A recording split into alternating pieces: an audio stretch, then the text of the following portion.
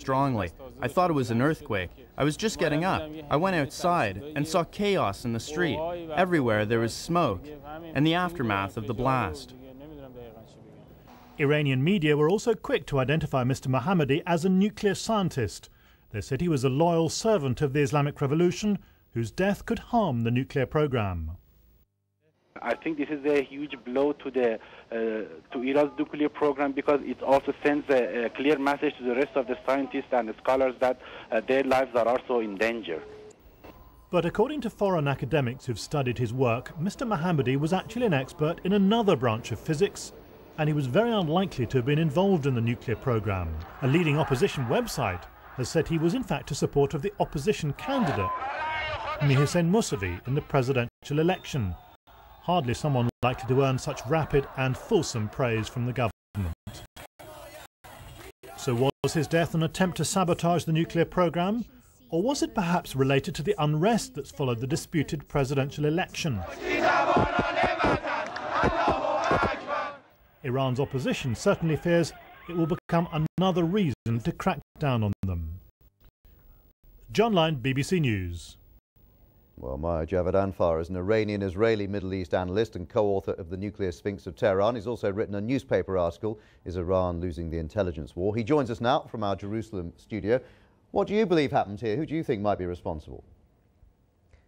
I think, Jonathan, it's quite likely that this was hit by foreign intelligence agencies, because Iran's nuclear scientists are prized targets, even if they are not at the moment involved in any direct projects. Even ex-members of this project are very much sought after, because killing them sends a strong message to the government of Ayatollah Khamenei that the West is following closely what's happening in Iran. And it also creates fear for those who are already working for Iran's nuclear program, and for anybody who is thinking of joining this program in Iran. Well, the Iranians have certainly been very quick to point the finger of blame where you are, Israel, or perhaps to America.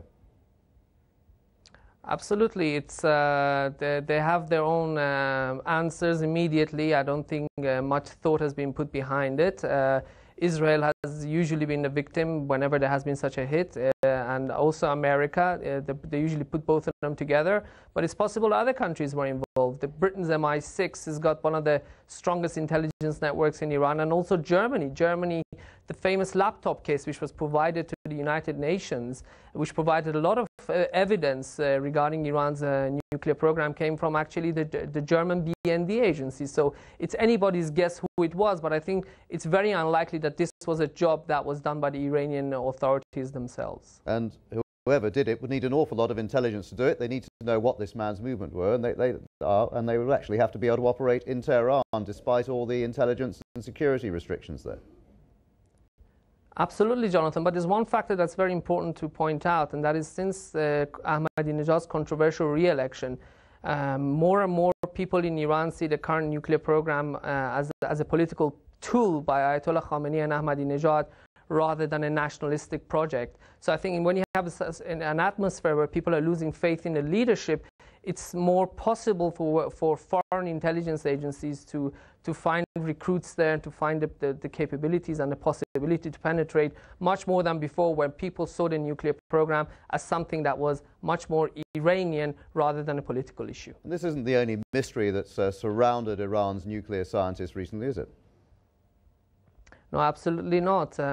This goes back 2007, January 2007. Mr.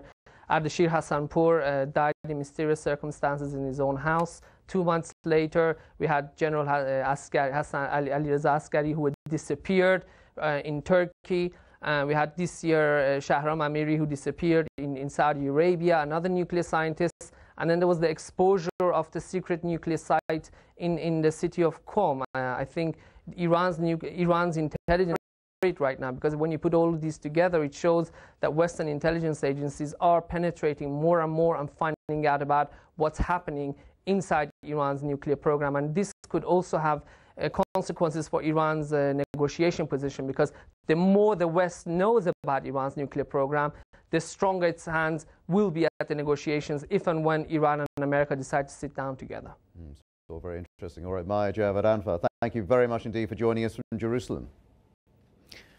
When they last met, they were on different sides of a cage door at the world's most